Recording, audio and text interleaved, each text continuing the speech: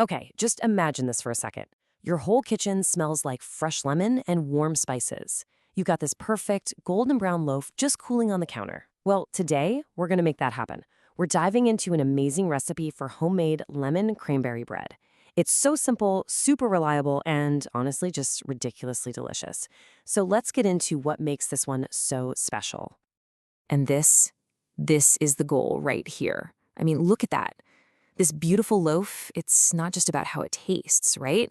It's the whole experience. It's kind of like this comforting ritual that can make any slow morning feel a little bit special. The best part? It looks impressive enough for a holiday brunch, but it's easy enough to whip up as a last-minute treat. All right, so what makes this recipe a total keeper? Like, why is this going to be your new go-to?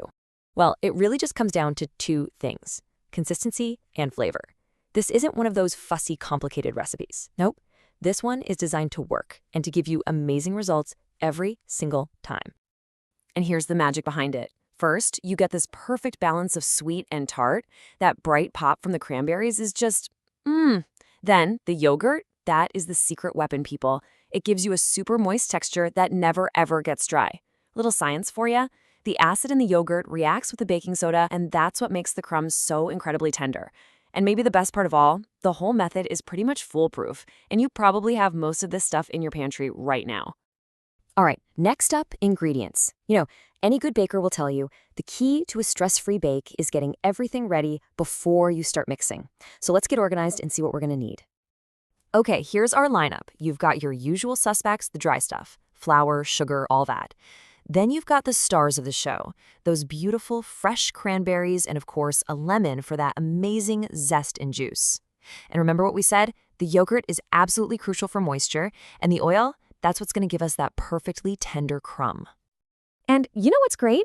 This recipe is super flexible. So say you don't have buttermilk? No worries. Greek yogurt works just as well. What if you only have frozen cranberries? Even better. Just toss them in straight from the freezer. It actually stops the color from bleeding all through the batter. And hey, if you're feeling a little extra and want a richer flavor, go ahead and swap that oil for some melted butter. It's totally fine. Okay, everything's prepped, which means we are ready for the main event. It is time to mix all this good stuff together and bring this amazing loaf to life. Let's get started. First things first, let's start with the basics. Get that oven preheating to 350 degrees and go ahead and get your loaf pan ready.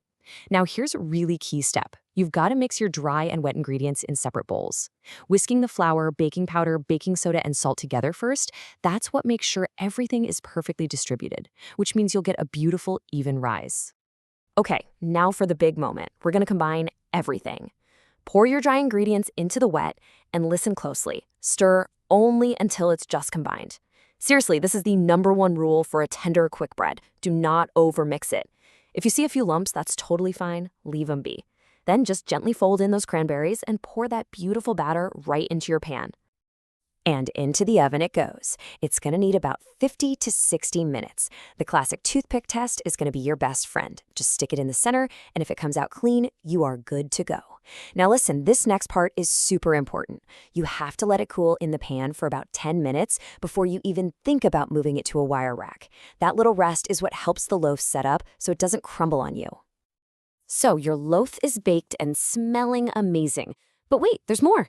Now we get into the little details that take your bread from just great to absolutely perfect. Let's go over a few common questions and some pro-level tricks to really elevate your bake. Okay, these tips are game changers.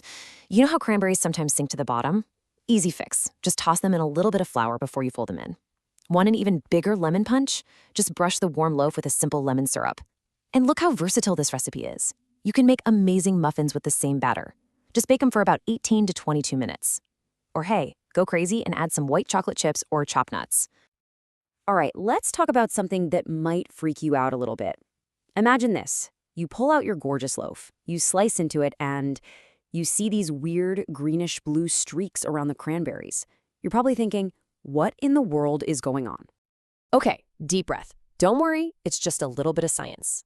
It's a totally harmless chemical reaction between the color in the cranberries and the baking soda. I promise it doesn't change the taste, and it's perfectly safe to eat.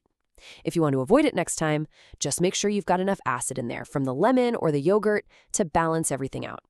Or you could just use baking powder instead. And now for maybe the most practical question of all. You've made this incredible bread. So how do you keep it fresh? It's pretty simple. If you wrap it up tightly, it'll be good for 2 or 3 days right on your counter. If you want it to last longer, pop it in the fridge. That'll get you up to a week. And the best news? This bread freezes beautifully. We're talking up to 3 months. So you can always have a slice ready whenever you need it. And really, that just brings us right back to what this recipe is all about. It's so much more than just a list of ingredients, isn't it? It's like a small, simple act of comfort. That little burst of citrus and berry, it can honestly brighten up any day, no matter what season it is. So I guess the only question left is, how are you going to make this recipe your own? Are you going to go for the sweetness of white chocolate chips, maybe the crunch of some toasted nuts?